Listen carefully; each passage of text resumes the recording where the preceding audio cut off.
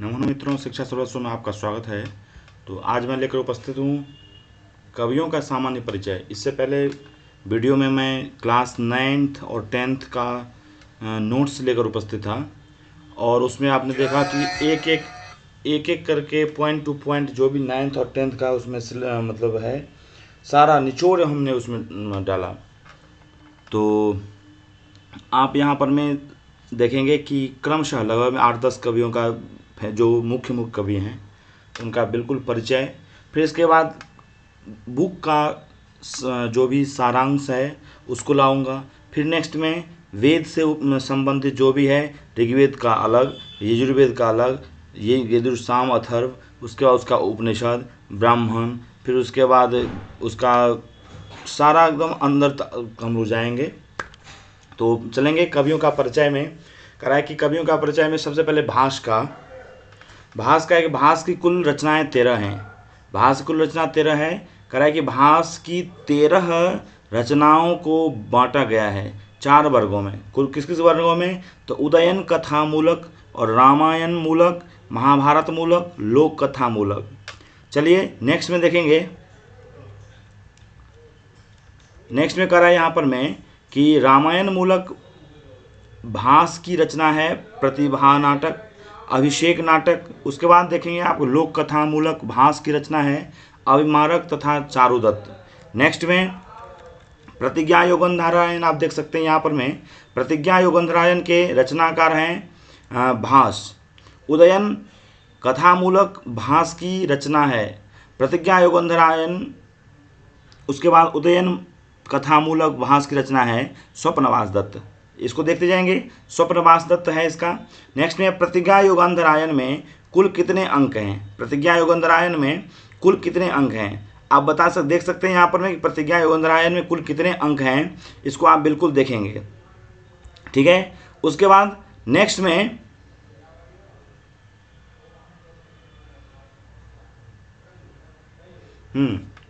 कि प्रतिज्ञा योगंधरायण में आपका 4 अंक है। उसके बाद स्वप्नवास दत्त में आपको स्वप्नवास दत्तम में कुल कितने अंक हैं? तो 6। ये स्वप्नवास दत्त और इनका जो स्वप्नवास दत्त है ये बहुत प्रमुख पुस्तक है, तो इसको बिल्कुल ध्यान रखेंगे कि स्वप्नवास दत्त में 6 अंक है। पंचरात्र में कुल कितने अंक हैं? तो 3। पंचरात्र में कितने अंक हैं? 3। पंचरात्र में अंक हैं 3। बाल चरित्र में कुल कितने अंक हैं? तो 5। बाल चरित्र में कितने अंक हैं कुल? तो 5 अंक हैं बाल चरित्र में। बाल चरित्र में कुल कितने अंक हैं? तो 5। उसके बाद प्रतिमा नाटक में कुल कितने अंक हैं? तो 7। प्रतिमा नाटक में कुल कितने अंक हैं? 7 अंक हैं कुल। उसके बाद नेक्स्ट में अभिषेक नाटक में कुल कितने अंक हैं? देखिए, वीडियो अच्छा लगे आपको, बिल्कुल अच्छा लगेगा, आप बिल्कुल धैर्य से देखेंगे और थोड़ा सा वीडियो लंबा भी हो सकता है, लेकिन बिल्कुल यह निचोड़ है। एक 10-15 कवि जो हैं इनका जो भी परिचय है, सामान्य परिचय आपको बिल्कुल अच्छा से मिलेगा। चलिए नेक्स्ट में, यदि आपको अच्छा लगेगा तो लाइक शेयर भी करेंगे, यदि नहीं अच्छा लगेगा तो आप डिसलाइक करके आप सीधे चले जाएंगे, यहाँ से कोई देखने का जरूरत नहीं है, बिल्कुल आप इसको इग्नोर करेंगे। लेकिन यदि अच्छा लगेगा तो आप देखिए भी और लाइक भी कीजिए और लोगों को भी शेयर कीजिए, ताकि आपको भी इससे लाभ मिले और आपके दोस्तों को, मित्रों को भी कुछ लाभ मिल सके। क्योंकि अभी बीपीएससी का एग्जाम होने वाला है और मैं खास करके मैं बीपीएससी के लिए कर रहा हूँ। चलिए नेक्स्ट में यहाँ पर मैं देखेंगे प्रतिमा नाटक में कुल कितने अंक हैं? 7। अभिषेक नाटक में कुल कितने अंक हैं? तो 6। अब देखेंगे यहाँ पर मैं कि अभिमारक में कुल कितने अंक हैं? तो 6। चारुदत्त में कुल कितने अंक हैं? तो 4। भास का सर्वाधिक प्रसिद्ध नाटक क्या है? भास का सर्वाधिक प्रसिद्ध नाटक कौन सा है? तो स्वप्नवास। मैं इससे पहले कहा था आपको कि स्वप्नवास दत्तम जो है, तो भास का सबसे महत्वपूर्ण, फेमस, प्रसिद्ध यह पुस्तक है। उसके बाद और देखेंगे आगे हम लोग, कह रहे हैं कि यहाँ पर मैं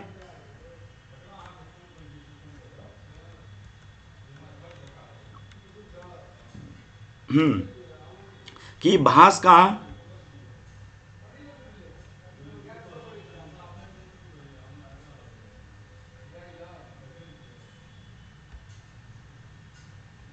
आप देख सकते हैं यहाँ पर भास्कृत रामायण मूलक रचना है उरुभंग। भास्कृत रामायण मूलक रचना है इतवाक्य।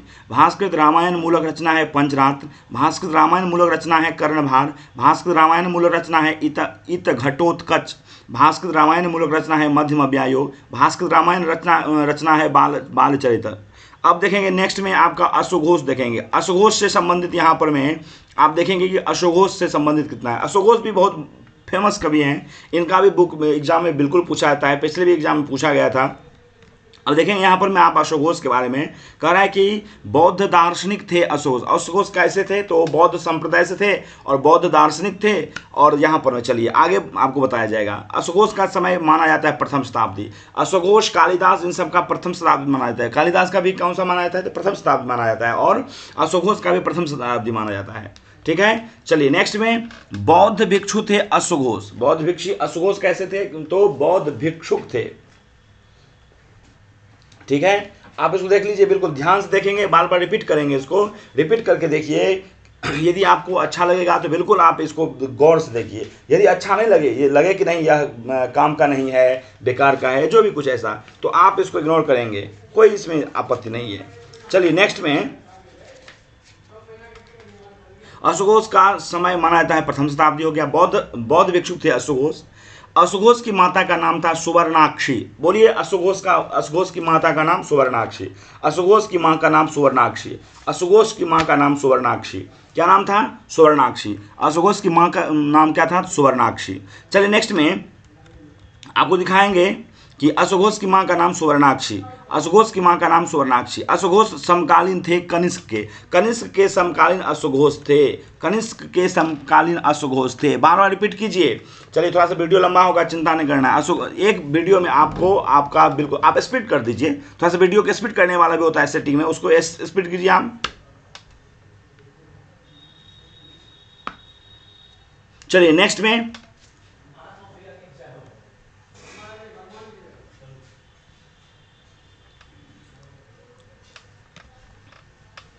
अब करा यहाँ पर मैं कि कनिष्क का समकालीन और उसका गुरु माना जाता है अश्वघोष। कनिष्क का समकालीन भी और कनिष्क का गुरु भी माना जाता है अश्वघोष। नेक्स्ट में आप देखेंगे चतुर्थ बौद्ध संगीत किसके समय में आयोजित की गई थी। चतुर्थ बौद्ध संगीत किसके समय में आयोजित की गई थी, तो कनिष्क के समय में। अब देखेंगे चतुर्थ बौद्ध संगीत का संचालक और कार्याध्यक्ष कौन थे, तो कौन था, तो अश्वघोष। संगीत का चतुर्थ देख लीजिए, यहाँ पर बात कर रहा है कि चतुर्थ बौद्ध संगीत किसके समय में आयोजित की गई थी, तो कनिष्क। और कनिष्क का जो समकालीन कौन था, तो अश्वघोष। कनिष्क का समकालीन कौन था, तो अश्वघोष। कनिष्क जो है कनिष्क का समकालीन कौन था, अश्वघोष।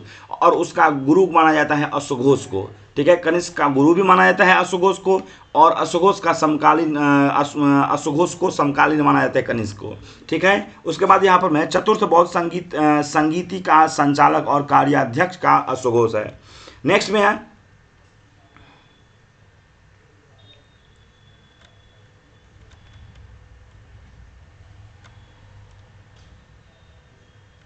माफ करेंगे। चलिए अब यहाँ पर देखिए कि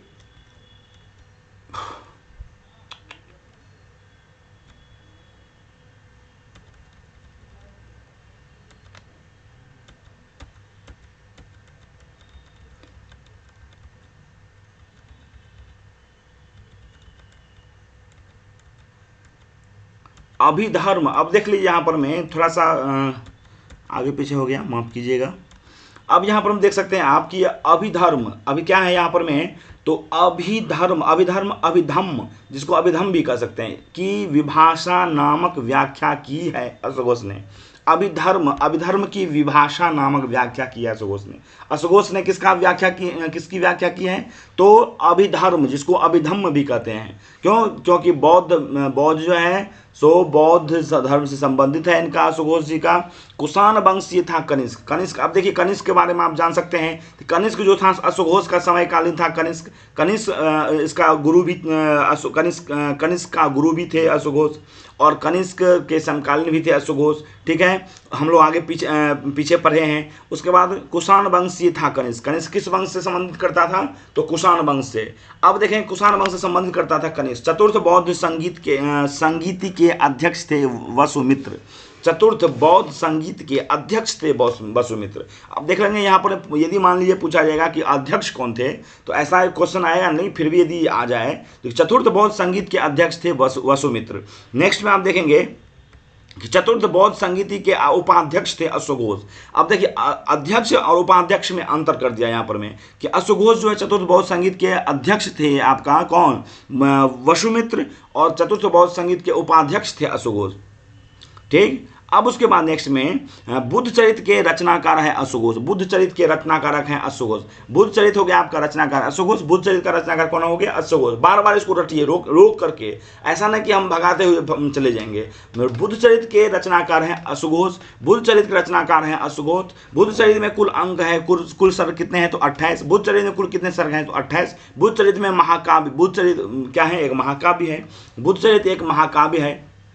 उसके बाद देखेंगे आप सौंदरानंद, एक हो गया बुद्ध चरित्र जिसमें 28 सर्ग है, जो महाकाव्य है, जिसमें जो महाकाव्य है। सौंदरानंद है महाकाव्य, सौंदरानंद भी है अश्वघोष का, तो सौंदरानंद भी एक महाकाव्य है। अब देखेंगे यहाँ पर में सौंदरानंद में 18 सर्ग है। सौंदरानंद के रचनाकार हैं अश्वघोष। सौंदरानंद के रचनाकार कौन है? अश्वघोष। अब सौंदरानंद के कुल सर्गों की संख्या कितना है? तो 18। सौंदरानंद के कुल सर्गों की संख्या 18। सौंदरानंद के कुल सर्गों की संख्या 18। अब देख सकते हैं अश्वघोष के यहाँ पर दो कृति हैं जो हैं यहाँ, एक बुद्ध चरित्र और एक सौंदरानंद। तो सौंदरानंद और बुद्ध चरित्र में थोड़ा सा अंतर इसका सर्ग में बता दें आपको। सौंदरानंद में बहुत सुंदर है अश्वघोष, और बुद्ध चरित्र मतलब बुद्ध से बौद्ध धर्म से संबंधित रखते हैं, इसीलिए बुद्ध चरित्र हुआ अश्वघोष का। और यहाँ पर सौंदरानंद, अश्वघोष बहुत ज़्यादा सुंदर है इसलिए सौंदरानंद।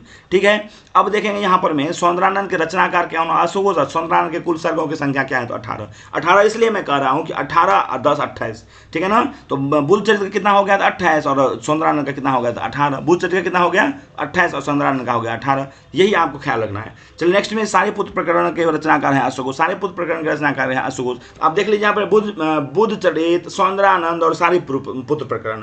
बुद्ध चरित्र, सौंदरानंद और सारीपुत्र प्रकरण का रचनाकार हो गया अश्वघोष। नेक्स्ट में राष्ट्रपालक के रचनाकार कौन है? अश्वघोष। राष्ट्रपालक रचनाकार कौन है? अश्वघोष। राष्ट्रपालक के रचनाकार कौन है? अश्वघोष। राष्ट्रपालक के रचनाकार है अश्वघोष। यहाँ पर मैं आप देख लेंगे, नेक्स्ट में चलेंगे सूत्रालंकार। सूत्रालंकार के रचनाकार कौन है? अश्वघोष। वज्रसूची के रचनाकार कौन है? तो अश्वघोष। अब यहाँ पर मैं यहाँ देख सकते हैं कहा कि महान ज्ञान श्रद्धोत्पान के रचनाकार कौन है? अश्वघोष। गंडी स्तोत्र गाथा के रचनाकार कौन है? अश्वघोष। तो यहाँ पर में आप क्रमशः देख सकते हैं कि बुद्ध चरित्र का भी रचनाकार है अश्वघोष। सौंदरानंद का रचनाकार अश्वघोष। सारीपुत्र प्रकरण का रचनाकार अश्वघोष। राष्ट्रपालक का रचनाकार अश्वघोष। सूत्रालंकार का रचनाकार अश्वघोष। वज्र सूची का रचनाकार अश्वघोष। महायान श्रद्धोत्पाद का रचनाकार अश्वघोष। गंडी स्तोत्र गाथा का रचनाकार अश्वघोष। अब यहाँ तक हो गया। अब नेक्स्ट में चलेंगे हम लोग। नेक्स्ट में कह रहा है कि 9 अंकों का रूपक अंशतः प्राप्त है सारीपुत्र प्रकरण में। सारीपुत्र प्रकरण में कितने अंशों का रूप प्राप्त है? तो 9 अंकों का। 9 अंकों का रूप प्राप्त है। 9 अंकों का रूप प्राप्त है किसमें? तो सारीपुत्र प्रकरण में। सारीपुत्र प्रकरण में 9 अंकों का रूप प्राप्त है। बिल्कुल इसको आप देख लीजिएंगे ध्यान से। नेक्स्ट में मैं इस वीडियो का आपको दे रहा हूं कि यदि अच्छा लगेगा तो मैं जो भी वेद है, साहित्य का एक एक करके, वेद, उपनिषद, धर्मशास्त्र सारा लेकर के हम उपस्थित होंगे। चलिए नेक्स्ट में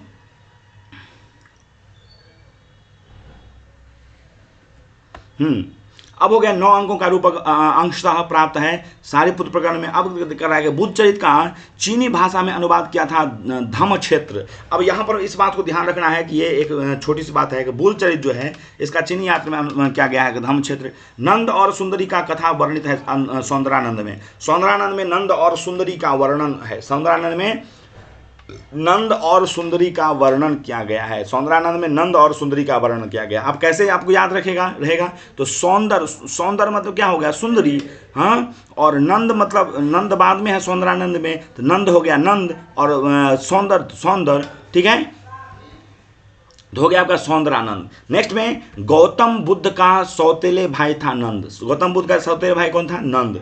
चलिए नेक्स्ट में आप चलेंगे, नंद की भार्या थी सुंदरी। नंद की भार्या कौन थी, सुंदरी। नंद की भार्या थी सुंदरी, नंद की भार्या थी सुंदरी। चलिए सौंदर्यानंद का बंगला अनुवाद प्रकाशित किया गया था श्री लाहा ने। सौंदर्यानंद का बंगला अनुवाद प्रकाशित किया गया था श्री लाहा ने। चलिए नेक्स्ट में अब करा यहाँ पर मैं कि सौंदर्यानंद की हिंदी अनुवाद प्रकाशित किया गया था सूर्य नारायण चौधरी ने। सौंदर्यानंद की हिंदी अनुवाद प्रकाशित किया गया था सूर्य नारायण चौधरी के द्वारा, ठीक है। चलिए अब यहां पर मैं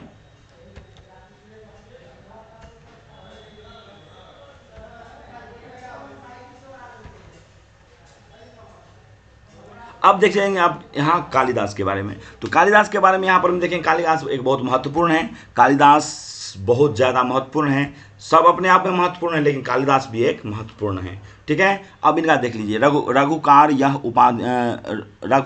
उपाधि है कालिदास का। कालिदास का उपाधि क्या है, तो रघुकार। कालिदास का उपाधि क्या है, तो रघुकार। कालिदास का समय क्या है, तो आपका तो प्रथम शताब्दी। तो कालिदास का समय क्या हो गया आपका, तो प्रथम शताब्दी हो गया,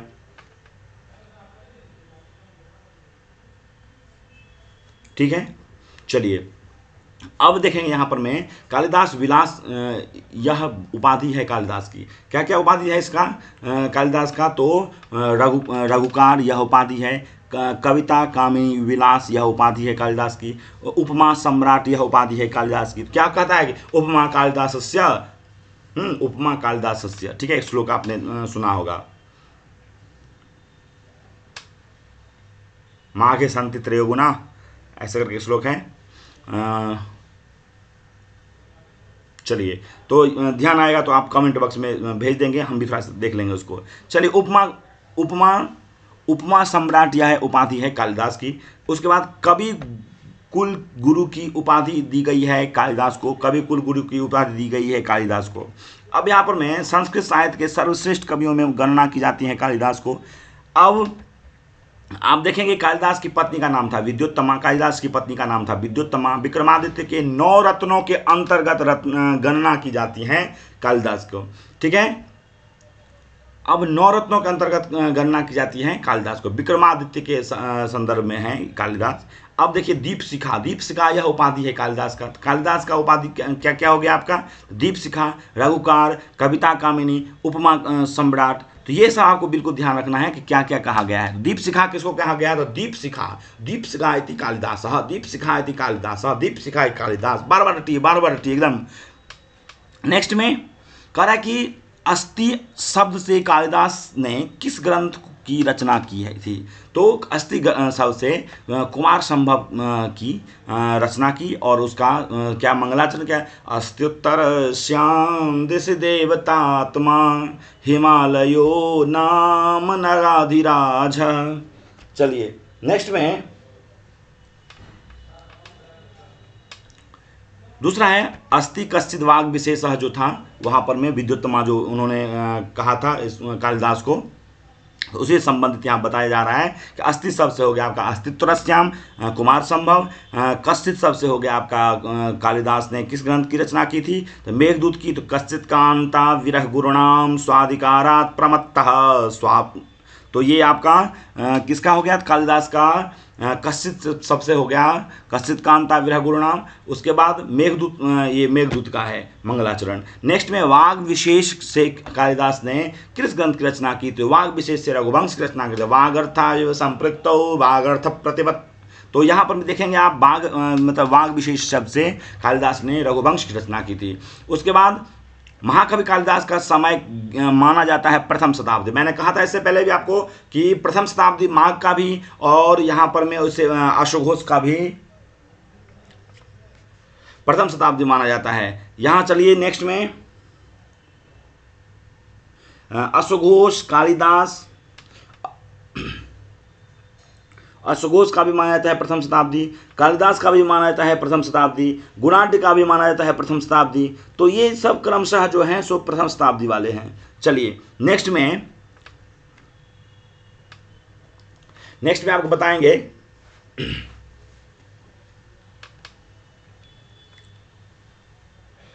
तो हो गया यहाँ पर में कि महाकवि कालिदास का समय माना जाता है प्रथम शताब्दी। कालिदास की जाति थी ब्राह्मण, कालिदास ब्राह्मण जाति से बिलोंग करते थे। कालिदास की जाति ब्राह्मण। कालिदास का उपासक थे शिव जी के, कालिदास उपासक थे शिव जी के, ठीक है। कालिदास देवी की उपासना से विद्या प्राप्त किया था, कालिदास देवी की उपासना से विद्या प्राप्त किया था। चलिए विद्या प्राप्ति के बाद कालिदास ने पत्नी से कहा शब्द है अनावृत कपाटम द्वारम देहि। क्या शब्द है? अनावृत कपाटम।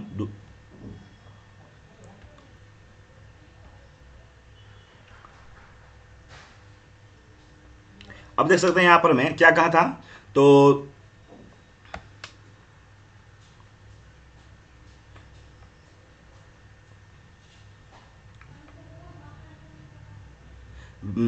अनावृत कपाटम द्वारम देहि अस्ति कश्चित वाग विशेषः। यह किसके द्वारा कहा गया था? तो विद्योत्तमा के द्वारा। ये सबको पता है कि अस्ति कश्चित वाग विशेषः विद्योत्तमा के द्वारा कहा गया था। अस्ति कश्चित वाग विशेषः, इन तीनों शब्दों के से कालिदास ने कितने ग्रंथों की रचना की थी? 3। अस्ति से कालिदास ने किस ग्रंथ की रचना की थी? तो अस्ति से हो गया कुमार संभव, कश्चित से हो गया अस्ति से हो गया कौन सा? तो कुमार संभव की रचना की, जिसका अस्त्युत्तरस्याम देवतात्मा है। शिव के अष्टमूर्ति के रूप की चर्चा विशेष रूप से है, ठीक। शिव के अष्टमूर्ति के रूप का विशेष चर्चा है, क्या गया है कालिदास का सबसे प्रिय अलंकार है उपमा, ठीक है। उपमा कालिदास उपमा अलंकार के प्रिय हैं, उपमा देने वाले हैं कालिदास, ठीक है।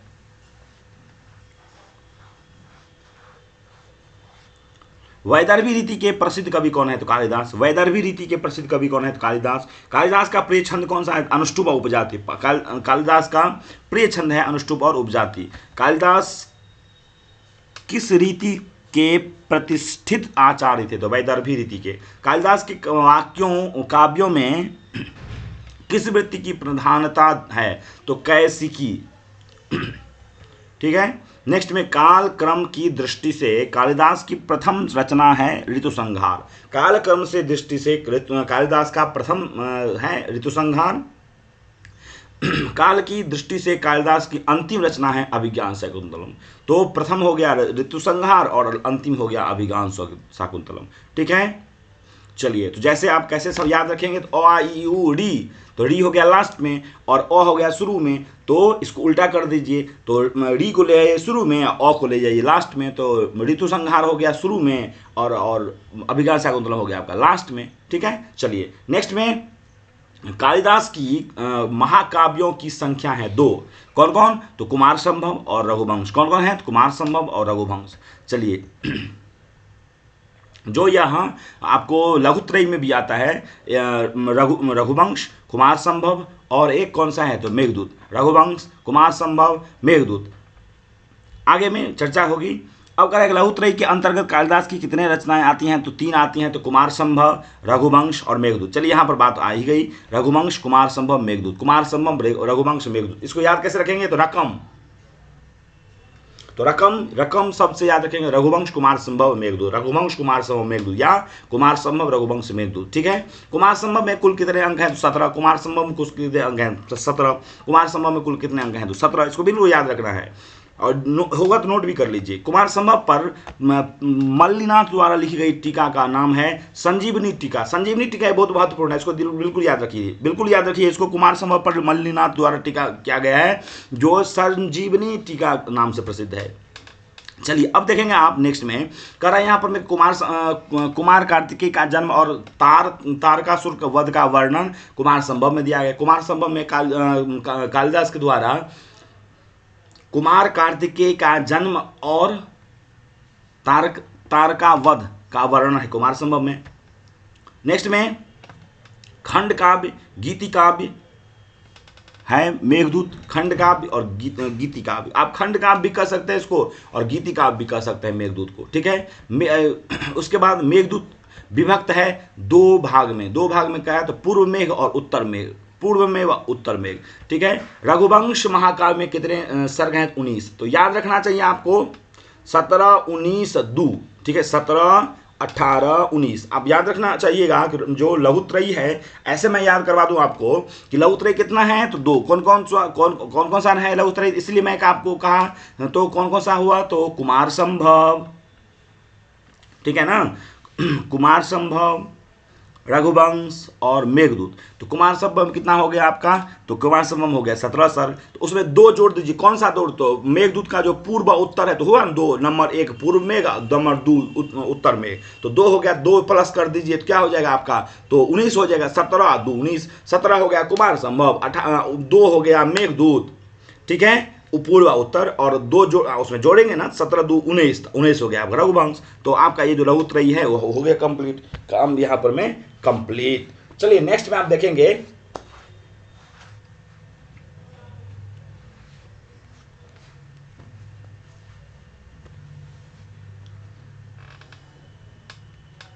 ये समझ में आ गया, ये हो गया कंप्लीट। अब चलेंगे रघुवंश में कुल श्लोकों की संख्या कितने हैं, रघुवंश कुल श्लोकों की संख्या कितने हैं, रघुवंश में कुल श्लोकों की संख्या है 1569, 1569 संख्या है रघुवंश में। रघुवंश महाकाव्य में कितने सूर्यवंशी राजाओं का वर्णन किया गया है, 31 सूर्यवंशी राजा वर्णन किया गया है। रघुवंश में कुल श्लोकों की संख्या है 1529, देख लीजिए 1 5 6 9, 1 5 6 9, 1 5 6 9, मतलब 1559, 15 6 9, 1559। रघुवंश महाकाव्य में कितने सूर्यवंशी राजाओं का वर्णन किया गया है तो 31। रघुवंश महाकाव्य में कितने सूर्यवंशी राजाओं का वर्णन किया गया है तो 31। अब देखेंगे यहाँ पर रघुवंश का लिखी गई टीका का नाम कौन सी है तो संजीवनी। रघुवंश का पर लिखी गई टीका का नाम कौन सा है तो संजीवनी। रघुवंश के प्रथम राजा हैं दिलीप। अब ये भी याद एग्जाम में पूछा जाता है, ये भी बहुत महत्वपूर्ण है कि रघुवंश के प्रथम राजा का नाम था दिलीप, रघुवंश के प्रथम राजा का नाम था दिलीप, रघुवंश के प्रथम राजा का नाम था दिलीप। उसके बाद रघुवंश के अंतिम राजा का नाम था अग्निवर्ण, रघुवंश के अंतिम राजा का नाम था अग्निवर्ण। कितने टोटल राजा हैं तो रघुवंश में कितने सूर्यवंशीय राजाओं का वर्णन किया गया है 31 राजा का वर्णन किया गया है, जिसमें पहला रघुवंश में पहला कौन सा है, पहला बताइए तो पहला में दिलीप का और दूसरा में और लास्ट में 31वां जो है और लास्ट जो है उसमें अग्निवर्ण का चर्चा किया गया है। एक बात और बता दूं मैं आपको कि रघुवंश से संबंधित एक और प्रश्न आपको है कि मृच्छकटिकम जो है, मृच्छकटिकम नहीं, मंदाकिनी वर्णन, मंदाकिनी वर्णन जो है रघुवंश का 13वां अध्याय में, रघुवंश का 13वां सर्ग में, रघुवंश का 13वां सर्ग में मंदाकिनी वर्णन कालिदास ने किया है। और जो मंदाकिनी वर्णन आपका, मंदाकिनी वर्णन वहाँ पर बिहार बोर्ड का जो चैप्टर है सिलेबस का उसमें दिया गया है। तो मंदाकिनी वर्णन 95 सर्ग में अध्याय में, जो रामायण का 95 अध्याय में मंदाकिनी वर्णन किया गया है, उसी वर्णन को कालिदास ने 13वां सर्ग में किया है, ठीक है। चलिए आगे में जब हम लोग उसको पढ़ेंगे तो देखेंगे तो समझेंगे। तो थोड़ा सा देखेंगे, थोड़ा सा और बचा हुआ है, आप बिल्कुल एकदम ध्यान से रहें और बिल्कुल महत्वपूर्ण है, धैर्यतापूर्वक सुने, धैर्यतापूर्वक समझें, नहीं तो फिर इससे आगे कुछ नहीं होने वाला है। चलिए कालिदास ने कितने नाटकों की रचना की हैं, कालिदास ने कितने नाटकों की रचना की हैं तो 3। कौन कौन सा था, मालविकाग्निमित्र, विक्रमोर्वशीय, अभिज्ञान शाकुंतलम। मालविकाग्निमित्र, विक्रमोर्वशीय, अभिज्ञान शाकुंतलम। अभिज्ञान शाकुंतलम एक हो गया, ठीक है, मालविकाग्निमित्र एक हो गया और विक्रमोर्वशीयम एक हो गया, ठीक ना। मालविकाग्निमित्र, विक्रमोर्वशीयम और अभिज्ञान शाकुंतलम। कितना सुंदर है, यहाँ पर नाटक दिया गया है कि नाटक कौन कौन है तो मालविकाग्निमित्र, विक्रमोर्वशीयम, अभिज्ञान शाकुंतलम। और यहाँ पर में आप देखेंगे कि मालविकाग्निमित्र में कुल कितने अंक हैं तो 5, मालविकाग्निमित्र में कुल कितने अंक हैं तो 5, विक्रमोर्वशीय में कुल कितने अंक हैं तो 5, विक्रमोर्वशीय में कुल कितने अंक हैं तो 5। तो कालिदास का जो भी है 2 मालविकाग्निमित्र और विक्रमोर्वशीय दोनों में कितना है तो 5 5। और उसके बाद कह रहा है कि विक्रमोर्वशीय को कहा जाता है त्रोटक भी, विक्रमोर्वशीय को त्रोटक भी कहा जाता है। विक्रमोर्वशीय को क्या कहा जाता है? त्रोटक। और त्रोटक होता है क्या? तो त्रोटक उपरूपक होता है, उपरूपक होता है क्या, ठीक है ना। त्रोटक क्या होता है? उपरूपक होता है। और विक्रमोर्वशीय को आप मान लीजिए यदि कहा जाएगा कि इसमें से त्रोटक किसको कहा जाएगा, तो विक्रमोर्वशीय का आप त्रोटक भी कह सकते हैं, ठीक है। और यहां पर मैं त्रोटक हो गया, उपरूपक भी कहा जाता है उसको, त्रोटक को। चलिए नेक्स्ट में अभिज्ञान शाकुंतलम में कुल कितने अंग है? तो 7। अभिज्ञान शाकुंतलम 7। अब देख लीजिए नाटक जो कालिदास का 3 है, कौन कौन? विक्रमोर्वशीय, मालविकाग्निमित्र, विक्रमोर्वशीय, अभिज्ञान शाकुंतलम। चाल पे उंगली पर रटिए, मालविकाग्निमित्र, विक्रमोर्वशीय, अभिज्ञान शाकुंतलम, मालविकाग्निमित्र, विक्रमोर्वशीय, अभिज्ञान शाकुंतलम। ये 3 जो नाटक है कालिदास का, 3 जो कालिदास का नाटक है, तीनों नाटक में सबसे पहले कितना हो गया आपका? मालविकाग्नि और विक्रमोर्वशीय में आपका 5 5 5 5 5 5। आप कैसे याद रहेगा आपको 5 5 5? तो कख च छ ट त प प म म म, तो कख क ख च छ ट थ त थ, प फ। तो प फ कितना में है? कितना में आता है प फ? बताइए प फ आता है कितना में? तो 5वां में आता है कि नहीं? 5वां में आता है प फ। तो क ख च छ ट ठ त थ प फ। तो पंचम वर्ग जो है कौन सा? प वर्ग। पंचम वर्ग कौन सा है? तो प वर्ग। तो पंचम वर्ग मतलब 5, पंचम वर्ग मतलब 5। विक्रमोर्वशीय माल, देखिए यहां पर आप व नहीं मानेंगे, ब मानेंगे, प फ ब मानेंगे, ब, ठीक है ना। तो मालविकाग्निमित्र में भी हो गया आपका पंचम वर्ण, और विक्रमोर्वशीय भी हो गया आपका पंचम वर्ण से शुरू है। पंचम वर्ग के मो से शुरू है मालविकाग्निमित्र, पंचम वर्ग के व से शुरू है, ब से शुरू है आपका विक्रमोर्वशीय। इसलिए दोनों पंचम वर्ग का है ना भाई, तो इसलिए आप उसको 5 अंक मान लेंगे, दिमाग में घुसा लीजिए। ये 5 अंक हो गया पंचम वर्ग का। चलिए नेक्स्ट में विक्रमोर्वशीय ने को कहा जाता है त्रोटक, ये तो आप समझ गए। अब ये मैं इसलिए क्या कहा आपको कि समझ अंक याद रहेगा, अंक इसमें कि 5 5 अंक है। मालविकाग्निमित्र और विक्रमोर्वशीय में 5 5 अंक है। उसके बाद आप देखेंगे यहाँ पर में कि अभिज्ञान शाकुंतलम में कितने हैं? तो 7। तो अभिज्ञान शाकुंतलम में कितने अंक हैं? तो 7 अंक है, 7 अंक है अभिज्ञान शाकुंतलम में। अभिज्ञान शाकुंतलम में कुल कितने अंक हैं? बताइए कुल कितने अंक हैं? अभिज्ञान शाकुंतलम में कुल कितने अंक हैं? अभिज्ञान शाकुंतलम में कुल कितने अंक हैं? 7 अंक हैं। कौन कौन से अंक हैं बता सकते हैं कोई? कौन कौन से अंक हैं बता सकते हैं कोई? तो अभिज्ञान शाकुंतलम में कुल 7 अंक हैं।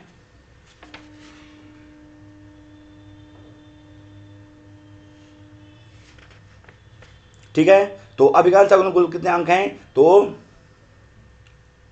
7 अंक हैं। अब बताइए कि प्रथम अंक कौन सा है, द्वितीय अंक कौन सा है, तृतीय कौन सा है, चौथा कौन सा है, पंचमा कौन सा है, छठा कौन सा है, सातवां कौन सा है? ये आपको रटा दें आप ये कि 7 अंक है। तो कौन कौन सा 7 अंक है? तो उसमें तो समझ गए आपके 5 5 अंक है दोनों में, 5 5 अंक है किसमें? दोनों में, उसमें 5 5 अंक है मालविका में, विक्रमोर्वशीय में। उसके बाद 7 अंक, सुन लीजिए 7 अंक कौन कौन सा है? तो आश्रय निवेश, मिलन, उसके बाद विदा, उसके बाद प्रत्याख्यान, फिर उसके बाद पश्चाताप, फिर उसके बाद पुनर्मिलन। तो ये हो गया आपका 2 2 4 2 6 1 7। तो 7 में कौन कौन से हो गया? तो आश्रय, आश्रम, प्रवेश। सबसे पहले देखिए प्रवेश, कोई प्रवेश करता है, घर में आता है तो क्या करता है? बोलिए, प्रवेश करता है। घर में आता है तो प्रवेश करता है। उसके बाद आश्रम में क्या करता है? तो निवेश करता है। प्रवेश करने के बाद निवेश करता है, बैठता है। ये नहीं कि प्रवेश करते ही प्रश्न पूछना शुरू कर देते हैं आप लोग, क्या ऐसा नहीं करते हैं। तो आश्रम में सबसे पहले प्रवेश करते हैं, और प्रवेश करने के बाद क्या करते हैं? निवेश करते हैं। प्रवेश, निवेश, मिलन, और उसके बाद मिलन शुरू होती है। क्या ठीक है? हाल समाचार बताइए भैया, और सब बताइए।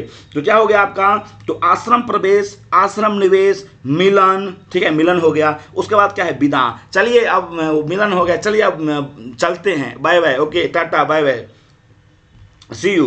तो विदा हो गया। विदा होने के बाद क्या हो गया? प्रत्याख्यान हो गया। अब प्रत्याख्यान करने के बाद क्या हो जाता है? प्रत्याख्यान के बाद आपका पश्चाताप। प्रत्याख्यान के बाद क्या होता है? जब चला गया तो वो पश्चाताप करता है, पश्चाताप खूब करता है कि दोस्त से मिले थे, दोस्त से मिले थे, दोस्त से मिलता है। फिर यदि कहीं मिल जाता है तो क्या हो गया? पुनर्मिलन, पुनर्मिलन, पुनर्मिलन। चलिए नेक्स्ट में ये आप समझ गए, 7 अंक का नाम समझ गए। अब कर है यहाँ पर विश्व, क्या मैं थोड़ा सा स्पीड चल रहा हूँ क्या? चलिए थोड़ा सा स्पीड है हूँ, इसलिए कि थोड़ा लंबा है, टाइम भी लग सकता है थोड़ा सा, तो आप बिल्कुल परेशान ना हो और इसको बिल्कुल ध्यान से देखेंगे। चलिए अब करा यहाँ पर मैं कि अभिज्ञान शाकुंतलम में कुल कितने अंक हैं? 7। विश्व साहित्य का प्रसिद्ध नाटक कौन सा है? तो अभिज्ञान शाकुंतलम। विश्व साहित्य का प्रसिद्ध नाटक कौन सा है? अभिज्ञान शाकुंतलम। अभिज्ञान शाकुंतलम का अंग्रेजी 1779 ईस्वी एवं जर्मन 1791 ईस्वी में अनुवाद किया गया था विलियम जोन्स ने। विलियम जोन्स ने अभिज्ञान शाकुंतलम का अंग्रेजी में अनुवाद किया था। विलियम जोन्स ने अंग्रेजी में अनुवाद किया था किसको? अभिज्ञान शाकुंतलम को। चलिए नेक्स्ट में ऋतुसंहार में कितने सर्ग हैं? 6। ऋतुसंहार में कितने सर्ग हैं? तो 6। ऋतुसंहार में कितने सर्ग हैं? तो 6। 6 ऋतुओं का वर्णन किया गया है। 6 ऋतुओं का। ऋतुसंहार में कितने सर्ग हैं? तो 6। ऋतु कितने ऋतु हैं सो बता देते। 6 ऋतु कितने ऋतु हैं? तो 6 ऋतु। अब आप भूलेंगे नहीं ना कभी जीवन में, नहीं भूलेंगे, नहीं भूलना चाहिए, कभी नहीं भूलेंगे जीवन में, नहीं भूलेंगे। मैं याद करवा देता हूँ, 7 का अंक, 7 का चीज, 7 की बात। ऋतुसंहार में कितने अंक हैं आपको? तो 6 अंक हैं। ऋतुसंहार में कितने अंक हैं? तो 6 अंक हैं। उसके बाद 6 ऋतुओं का वर्णन है। अब उसके बाद ऋतुसंहार में कुल पद कितने हैं? 144। ऋतुसंहार कैसा है? तो गीति काव्य। ऋतुसंहार कैसा है? तो गीति काव्य। कैसा काव्य है ऋतुसंहार? तो गीति काव्य है। कालिदास ने, उसके बाद मैं बता दूं आपको, कालिदास ने कितने गीति काव्य की रचना की है? तो 2 गीति काव्य, तो ऋतुसंहार और मेघदूत। अब देख लीजिए, कॉपी पर नोट कर लीजिए। लास्ट हो गया कालिदास का, कॉपी पर नोट कर लीजिए। सबसे पहले हो गया आपका नाटक हो गया। उसके बाद हो गया आपका नाटक देख लीजिए। तो सबसे पहले नाटक हो गया आपका कालिदास का अभिज्ञान शाकुंतलम, मालविकाग्निमित्रम और विक्रमोर्वशीयम। तो मालविकाग्निमित्र और विक्रमोर्वशीयम पंचम वर्ण का है, इसलिए हो गया दोनों में कितना? 5-5 हो गया। पंचम वर्ण का इसलिए 5-5 अंक हो गया। ठीक है। अभिज्ञान शाकुंतलम है आपका 7, तो 7 हो गया। 7 का आपको नाम बता दिए हैं, अभिज्ञान शाकुंतलम और ये नाटक, तीनों समझ गए। उसके बाद आप चलिए यहाँ पर मैं उधर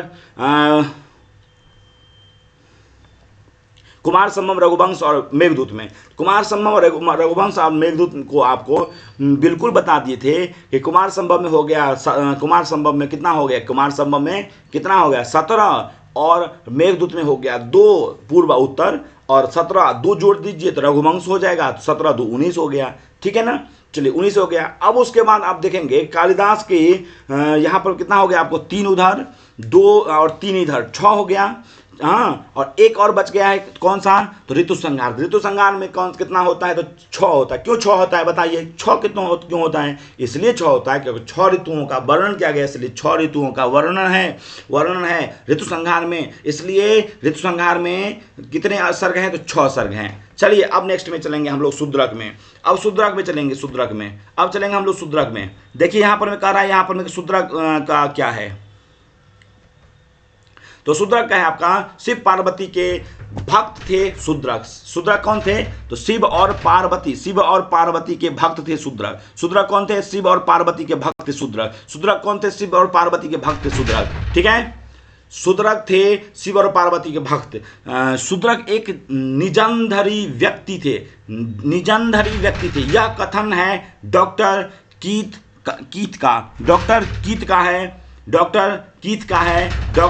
का है। ठीक है, चलिए नेक्स्ट में आपको बता दें यहाँ पर मैं कि अब देख सकते हैं यहाँ पर मैं आप कि ये हो गया। उसके बाद नेक्स्ट में शूद्रक का रचनाकाल माना जाता है प्रथम शताब्दी। शूद्रक का भी रचनाकाल माना जाता है प्रथम शताब्दी। उसके बाद कालिदास का भी माना जाता है कितना? कालिदास का भी रचनाकाल माना जाता है आपका, कालिदास का भी रचनाकाल माना जाता है कितना बताइए? तो प्रथम शताब्दी कालिदास का रचना माना जाता है। उसके बाद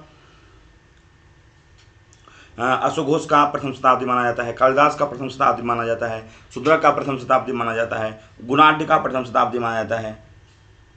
ठीक, शालिवाहन का प्रथम शताब्दी माना जाता है।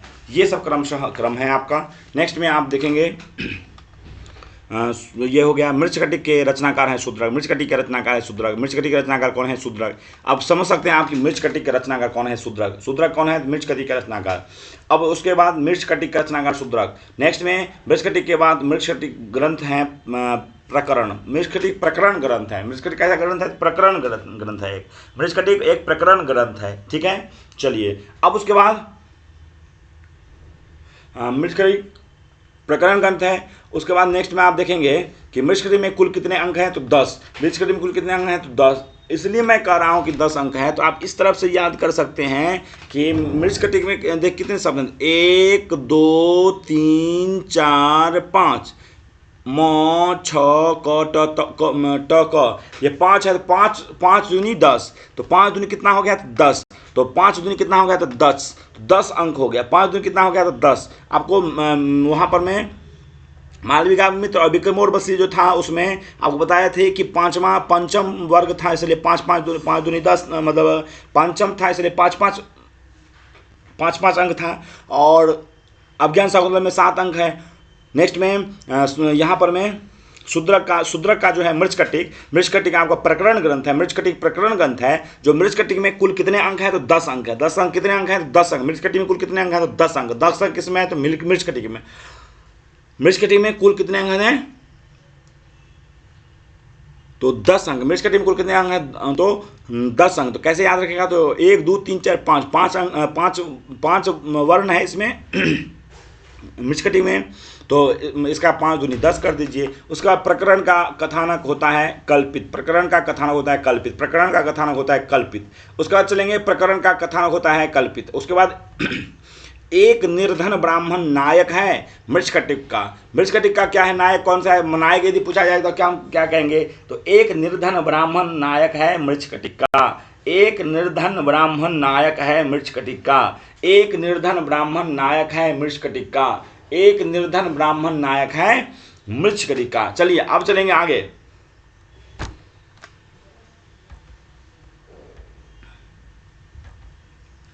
कह रहे हैं यहाँ पर कि मृच्छकटिक की नाटिका, मृच्छकटिक की नाटिका, मृच्छकटिक की नायिका है गणिका वसंत सेना। एक निर्धन ब्राह्मण था नायक, और मृच्छकटिक की नायिका है गणिका वसंत सेना। मृच्छकटिक की नायिका है गणिका वसंत सेना। वसंत सेना मृच्छकटिक की नायिका है वसंत सेना। शूद्रक किस रीति के कवि होते हैं? तो वैदर्भी। शूद्रक वैदर्भी रीति कवि हैं। शूद्रक वैदर्भी रीति कवि हैं। शूद्र वैदर्भी रीति कवि हैं। शूद्रक वैदर्भी रीति कवि हैं। शूद्रक किस रीति के कवि हैं? तो वैदर्भी रीति के। तो मृच्छकटिक में सामान्य जनता का नायक है चारुदत्त। मृच्छकटिक में सामान्य जनता का नायक है चारुदत्त। सामान्य जनता का नायक है चारुदत्त। अब उसके बाद कहा कि चौर्य कला का वर्णन है मृच्छकटिक में। चौर्य कला का वर्णन किया गया है मृच्छकटिक में। मृच्छकटिक में कैसा वर्णन किया गया? चौर्य कला। द्युत क्रीड़ा का वर्णन है मृच्छकटिक में। क्या क्या है? तो मृच्छकटिक में आपको चौर्य कला का वर्णन मिलेगा, द्युत क्रीड़ा मिलेगा, ये सब वर्णन। अब चलेंगे हम नेक्स्ट पेज में विशाखदत्त। विशाखदत्त का क्या है? तो विशाखदत्त के पिता थे महाराज पृथु। विशाखदत्त के पिता थे महाराज पृथु। विशाखदत्त के पितामह थे वटेश्वर दत्त। विशाखदत्त का दूसरा नाम मिलता है विशाख देव। संस्कृत नाटक जगत में एकमात्र उपलब्ध राजनीतिक नाटक है मुद्रा राक्षस। संस्कृत नाटक में एकमात्र उपलब्ध राजनीतिक नाटक है मुद्रा राक्षस। मुद्रा राक्षस कैसा है? तो नाटक तो राजनीतिक नाटक है। संस्कृत नाटक जगत में एकमात्र उपलब्ध राजनीतिक नाटक है मुद्रा राक्षस। तो मुद्रा राक्षस है किसका? तो विशाखदत्त। राजनीतिक नाटक मुद्रा राक्षस के रचनाकार हैं विशाखदत्त। विशाखदत्त का समय माना जाता है 400 ईस्वी के आसपास। विशाखदत्त के समय माना जाता है 400 ईस्वी के आसपास। विशाखदत्त के समय को माना जाता है 400 ईस्वी के आसपास। विशाखदत्त का समय माना जाता है 400 ईस्वी के आसपास। विशाखदत्त के 400 ईस्वी के आसपास माना जाता है। अब देखेंगे यहाँ पर कह रहा है कि मुद्रा राक्षस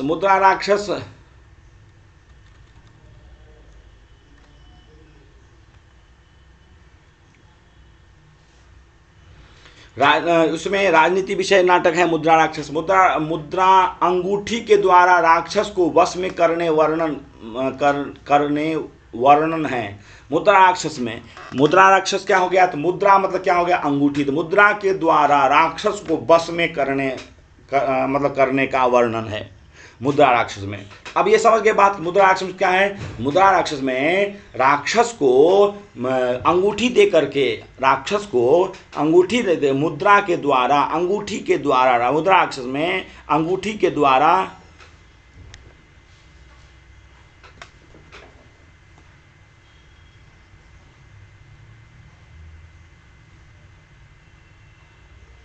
मुद्रा राक्षस में अंगूठी के द्वारा इसको वश में करने का वर्णित है। ठीक है, मुद्रा राक्षस में मुद्रा के द्वारा अंगूठी के द्वारा राक्षस को वश में करने का वर्णन है। किसमें? मुद्रा राक्षस में। नंद वंश का नाश किया था चाणक्य ने। नंद वंश का नाश किया था चाणक्य ने। नायिका का अभाव है मुद्रा राक्षस में। नायिका का अभाव है मुद्रा राक्षस में। नायिका का अभाव है मुद्रा राक्षस में। विदूषक का अभाव है मुद्रा राक्षस में। विदूषक का अभाव है मुद्रा राक्षस में। विदूषक का अभाव है मुद्रा राक्षस में। अब देखिए यहाँ पर मुद्रा राक्षस में कितने प्राकृतिक का प्रयोग किया गया, कितने प्राकृतों का प्रयोग किया गया? तो 3, सौरसेनी, महाराष्ट्री और मागधी। ठीक है, 3 प्राकृति का प्रयोग किया गया है। अब देखेंगे विशाखदत्त ने मुद्रा राक्षस में किस देश का वर्णन किया है? तो मगध का वर्णन क्या है? अब देखेंगे यहाँ पर मैं कि ज्योतिष के विद्वान थे विशाखदत्त मुद्रा राक्षस ज्योतिष के विद्वान थे। 400 शताब्दी, ये सब याद रखना है। उसके बाद मुद्रा राक्षस की प्रस्तावना में उल्लेख है चंद्र ग्रहण का। मुद्रा राक्षस की प्रस्तावना में उल्लेख है चंद्र ग्रहण का। ठीक है, चलिए अब देखेंगे आगे नेक्स्ट में, फटाफट देखेंगे हम लोग, थोड़ा सा बचा हुआ है। कौटिल्य के अर्थशास्त्र का व्यवहारिक रूप देकर विशाखदत्त ने किस नाटक की सर्जना की है? तो मुद्रा राक्षस की। कौटिल्य के अर्थशास्त्र का व्यवहारिक रूप को देखकर, मतलब कौटिल्य के अर्थशास्त्र से उद्धृत है मुद्रा राक्षस। कौटिल्य के अर्थशास्त्र का व्यावहारिक रूप को देख करके, कौटिल्य तो चाणक्य के जो कौटिल्य का जो अर्थशास्त्र है उसके अकॉर्डिंग यहाँ पर मुद्रा राक्षस को विशाखदत्त ने बनाया। विशाखदत्त ने किस नाटक को घटना प्रधान बनाया है? तो मुद्रा राक्षस को घटना प्रधान बनाया। अब देखिए यहाँ भारवेरर्थ गौरवम उपमा कालिदासस्य माघे संत त्रयोगुना। ठीक है, चलिए ऐसे ही चलता रहेगा। आपको बस ध्यान रखिए और देखिए और देखते रहिए और समझते रहिए। चलिए आगे चलेंगे। कहता है यहाँ पर मैं कि विशाखदत्त यहाँ हो गया। अब भारवी में, तो भारवी में कह रहा है यहाँ पर मैं चालुक्य वंश से सम्राट विष्णुवर्धन के राज्य कवि थे भारवी। भारवी के पिता का नाम था नारायण स्वामी। भारवी के पिता का नाम था नारायण स्वामी। भारवी के पिता का नाम था नारायण स्वामी। भारवी की माता का नाम था सुशीला। भारवी की माता का नाम था सुशीला। भारवी की माँ का नाम था सुशीला। भारवी का जन्म स्थान माना जाता है अचल ग्राम नासिक के पास। अब देखेंगे यहाँ पर मैं, भारवी का मूल नाम था दामोदर। भारवी का मूल नाम था दामोदर। भारवी का मूल नाम था दामोदर। भारवी की माता का नाम था सुशीला। भारवी के पिता का नाम था नारायण स्वामी। भारवी के पिता का नाम था नारायण स्वामी। रट लीजिए, एकदम बिल्कुल रट लीजिए। भारवी का मूल नाम था दामोदर। भारवी की पत्नी का नाम था रसिका। भारवी की पत्नी बड़ी रसिका थी, तो भारवी का नाम था दामोदर और उसका भारवी की पत्नी रसिका। ठीक। महाकवि दंडी के प्रपितामह थे भारवी। महाकवि दंडी के प्रपितामह थे भारवी। ठीक है, महाकवि दंडी के प्रपितामह थे भारवी। अब चलेंगे, करेगा भारवी का गोत्र था कुशिक। भारवी कुशिक गोत्रीय था। भारवी कुशिक गोत्रीय था। भारवी किस गोत्र से थे? तो कुशिक गोत्र से। भारवी कुशिक गोत्र से थे। भारवी का समय माना जाता है 6ठी शताब्दी का उत्तरार्ध। भारवी का समय माना जाता है 6ठी शताब्दी का उत्तरार्ध। भारवी का समय माना जाता है 6ठी शताब्दी का उत्तरार्ध। भारवी का समय माना जाता है 6ठी शताब्दी का उत्तरार्ध। भारवी थे शैव। भारवी शैव थे। कालिदास शैव थे, शिव भक्त। भारवी द्वारा रचित ग्रंथ का नाम है किरातार्जुनीयम। भारवी द्वारा रचित ग्रंथ का नाम है किरातार्जुनीयम। भारवी की एकमात्र उपलब्ध कृति है किरातार्जुनीयम। भारवी का एकमात्र कृति है किरातार्जुनीयम। किरातार्जुनीयम का उपजीव्य ग्रंथ है महाभारत। वन पर्व से लिया गया है। किरातार्जुनीयम को वन पर्व से लिया गया है, जो महाभारत से है। किरातार्जुनीयम वन पर्व महाभारत से। किरातार्जुनीयम का मुख्य रस है वीर रस। किरातार्जुनीयम में कुल कितने सर्ग हैं? 18 सर्ग। अब देखिए किरातार्जुनीयम में वहाँ पर आपको दिखाएंगे कुमार संभव में कितना, कुमार संभव में 17, किरातार्जुनीयम में 18, रघुवंश में 19, ऐसे करके याद रखिए। चलिए किरातार्जुनीयम में हो गया आपका कितना? 18। किरातार्जुनीयम में कुल श्लोक हैं 10 से 40, 10 से 40, 10 से 40, चलिए, आतपात्र की उपाधि दी गई है भारवी को। आतपात्र, आतपात्र मतलब आतपात्र की उपाधि दी गई है भारवी को। अब यहाँ पर बृहत्त्रयी के अंतर्गत आने वाले महाकाव्य कौन कौन है? तो किरातार्जुनीयम, शिशुपाल वध और नैषधि चरित्र। किशुन, किशुन से याद रखिए ऐसे किशुन करके, किशुन, किशुन, किशन, किशन, किशन, किशन शब्द से याद रखिए। तो किरातार्जुनीयम, शिशुपाल वध और नैषधि चरित्र। किरातार्जुनीयम, शिशुपाल वध, नैषधि क्या क्या है इसमें? तो 20, 18, 20, 22, 18, 20, 22, 18, 20, 22, किरातार्जुनीयम 18, 20 शिशुपाल वध माघ और नैषधि चरित्र श्रीहर्ष 18, 20, 22। किरातार्जुनीयम का हो गया भारवी, शिशुपाल वध हो गया शिशुपाल वध का हो गया माघ, नैषधि चरित्र का हो गया आपका श्रीहर्ष। तो कितना कितना हो गया? 18 किरातार्जुनीयम, भारवी, शिशुपाल वध 20, दो दो करके बढ़ाते जाइए, 18 2 20, शिशुपाल हो गया 20 माघ का और नैषधि चरित्र हो गया 22 श्रीहर्ष का। चलिए आगे चलेंगे फटाफट। किरातार्जुनीयम की सर्वाधिक प्रसिद्धि टीका है घंटापथ, और घंटापथ के रचनाकार है मल्लीनाथ। ठीक है, चलिए अब हो गया आपका किरातार्जुनीयम का सर्वश्रेष्ठ वैशिष्ट्य है अर्थ गांभीर्य। अल्प शब्दों में प्रस्तुत अर्थ का सन्निवेश, यह तात्पर्य है अर्थ गांभीर्य का। घंटापथ का शाब्दिक अर्थ है राजमार्ग। घंटापथ का शाब्दिक अर्थ है राजमार्ग।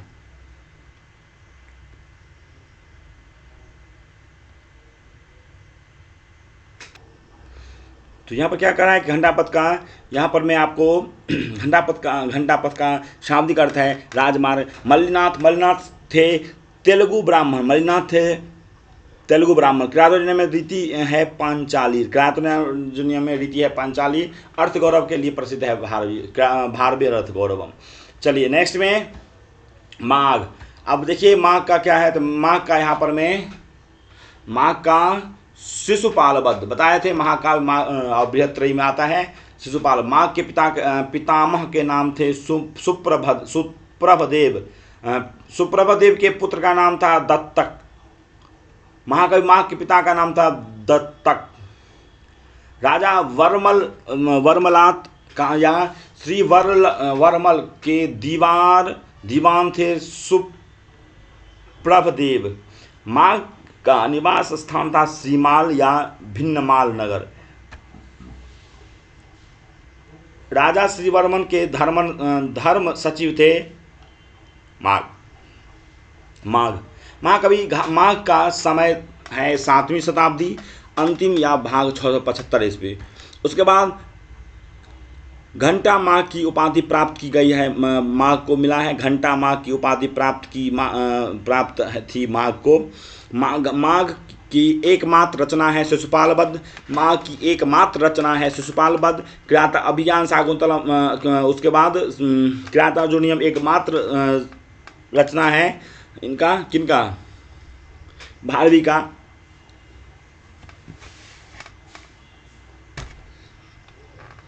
चलिए तो माघ शिशुपाल वध के हैं, शिशुपाल वध है महाकाव्य। शिशुपाल वध में कुल सर्ग हैं 20। शिशुपाल वध की गणना किस के अंतर्गत की जाती है? तो बृहत्त्रयी के अंतर्गत।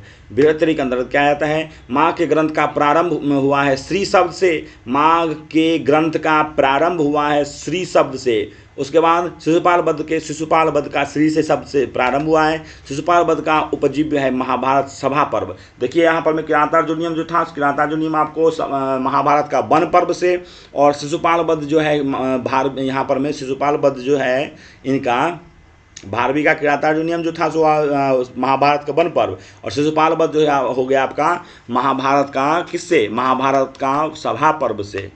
ठीक है, शिशुपाल वध माघ का। उसके बाद शिशुपाल वध पर मल्लीनाथ द्वारा लिखी गई टीका है।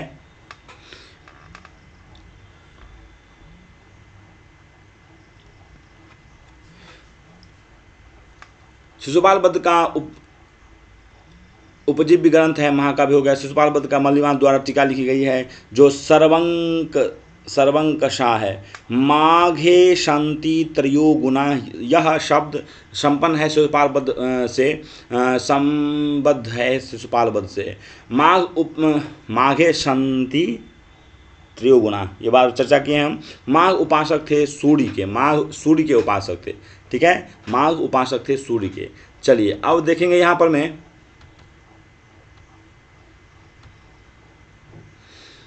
बाणभट्ट का वंश था वात्स्यायन वंश। बाणभट्ट का निवास स्थान था प्रीतिकूट ग्राम। सम्राट हर्ष के सभा पंडित थे बाणभट्ट। बाणभट्ट के पितामह का नाम था अर्थपति। बाणभट्ट की माता का नाम था चित्रभानु। बाणभट्ट के पिता का नाम था चित्रभानु। बाणभट्ट की माता का नाम था राजदेवी।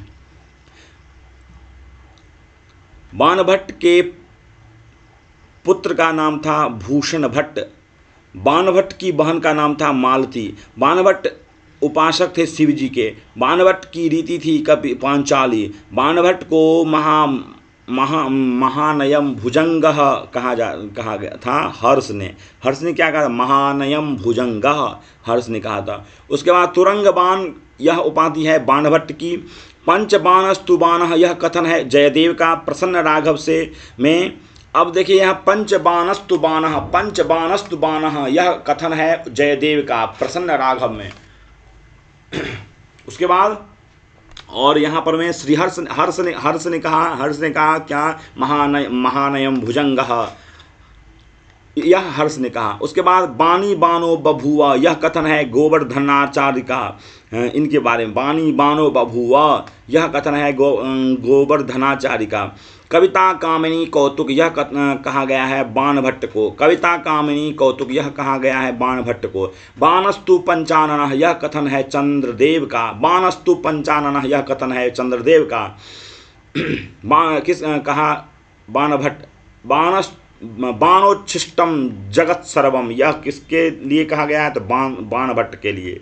अब देखेंगे कह रहा है यहाँ पर बाणभट्ट का काल है 7वीं शताब्दी पूर्वार्ध, ईसा का पूर्वार्ध।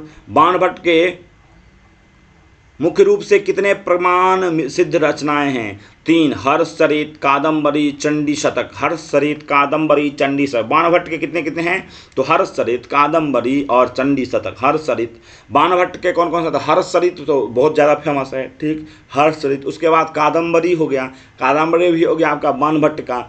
चंडी शतक भी हो गया आपका बाणभट्ट का। ऐतिहासिक कथानक पर आश्रित गद्यांशों में सर्वप्रथम है हर्षचरित। हर्षचरित है आख्यायिका। बाणभट्ट की प्रथम रचना है हर्षचरित। उसके बाद द्वितीय है कादम्बरी, तृतीय है चंडी शतक। अब चलेंगे देखें हर्षचरित विभक्त है उच्छ्वासों में। हर्षचरित विभक्त है उच्छ्वासों में। उसके बाद हर्षचरित में कुल कितने उच्छ्वास हैं, तो 8। हर्षचरित में कुल कितने उच्छ्वास हैं, तो 8 उच्छ्वास है। चलिए फटाफट चलेंगे, थोड़ा सा टाइम लेट हो रहा है, ज़्यादा वीडियो लंबा हो जा रहा है। चलिए कोई बात नहीं है, फटाफट हम कर रहे हैं। 2 कथानक हैं हर्षचरित में। हर्षचरित के प्रथम कथानक में किसकी आत्मकथा है, तो बाणभट्ट की। हर्षचरित के दूसरे कथानक में किसकी आत्मकथा है, तो हर्षवर्धन की। ये बात समझ लीजिए, ध्यान रखिए। दो कथानक है हर्षचरित में। हर्षचरित किसका है, तो बाणभट्ट का। बाणभट्ट का हर्षचरित है, तो हर्षचरित ये जो राजा जो है उसी के नाम पर हर्षचरित लिखा गया है। तो हर्षचरित में दो कथानक है। 2 कथानक में पहला कथानक जो है वो बाणभट्ट का है, दूसरा कथानक जो है सो हर्षवर्धन का है, ठीक है। तो हर्षचरित के प्रथम कथानक में किसका आत्मकथा है, तो बाणभट्ट की। और हर्षचरित के दूसरे कथानक में है हर्षवर्धन की। बाण की दूसरी गद्य कृति है कादम्बरी। बाण की तीसरी है चंद्र। कौन था, देखिए यहाँ पर में चंडी शतक। चलिए तो उसके बाद नेक्स्ट में हर्षचरित के दूसरे कथानक हो गया ये हो गया। चलिए कादम्बरी है कथा। बाणभट्ट की रचनाओं में गद्य के कितने रूप मिलते हैं, तो उत्कलिका, प्राय, चूर्णक, मुक्तक, ठीक है। चलिए अब चलेंगे दंडी में। दंडी हो गया आपका किसका, दंडी का पितामह कौन है, तो दंडी का पितामह हो गया भारवी। वहाँ पर बताए थे दंडी का पितामह भारवी। दंडी के पिता का नाम था वीरदत्त। दंडी की माता का नाम था गौरी। भारवी के प्रपौत्र थे दंडी। फिर यहाँ चर्चा आ गया, दांडी के भारवी के प्रपौत्र थे दंडी। भामह के बाद अलंकार शास्त्र के प्रधान आचार्य माने जाते हैं दंडी। दंडिनः पदलालित्यम। दंडी का काल माना जाता है 600 ईस्वी लगभग। दंडी का मुख्य कृतियां हैं 3, काव्यादर्श, दशकुमार चरित और अवंति सुंदरी कथा। काव्यादर्श, दशकुमार चरित, अवंति सुंदरी कथा। अब देखेंगे दंडी का काव्य शास्त्रीय ग्रंथ है काव्यादर्श। काव्यादर्श विभक्त है 3 परिच्छेदों में। दंडी रचित गद्य काव्य है दशकुमार चरित। दशकुमार चरित है आख्यायिका। आख्यायिका को विभक्त किया जाता है उच्छ्वास में। दशकुमार चरित विभक्त है उच्छ्वास में। दशकुमार चरित में कुल उच्छ्वास है 8। दशकुमार चरित में कुल उच्छ्वास है 8। दंडी का हो गया। देखिए अब इसका उच्छ्वास कैसे याद रखेंगे, सबका तो बता दिए कि मालविका निमित्र हो गया, विक्रमोर्वशी हो गया, उस सबका 5 5 5 करके। लेकिन दशकुमार चरित का कैसे आपको याद रखेगा? दशकुमार चरित में देख लीजिए आप कितना है, तो 8 है, तो 1 2 3 4 5 6 7 8, तो 8 वर्ण है। 1 2 3 4 5 6 7 8, तो 8 वर्ण है, इसलिए यहाँ पर में आप 8 उच्छ्वास मानेंगे। और 8 उच्छ्वास है दशकुमार चरित में, जो है दंडी का। 200 दंडी है, 200 दशकुमार चरित। ठीक है, चलिए। काव्य शोभाकरान धर्मान अलंकरणम प्रचक्षते, यह उक्ति है दंडी का। काव्य शोभाकरान धर्मान अलंकरण प्रचक्षते, यह उक्ति है दंडी का। दशकुमार चरित का आधार ग्रंथ है बृहत कथा। दशकुमार चरित का आधार ग्रंथ है बृहत कथा। बृहत कथा के रचनाकार हैं गुणाढ्य। बृहत कथा के रचनाकार है गुणाढ्य। दशकुमार चरित का आधार ग्रंथ है बृहत कथा और बृहत कथा के रचनाकार हैं गुणाढ्य। चलिए अब देखेंगे यहाँ पर में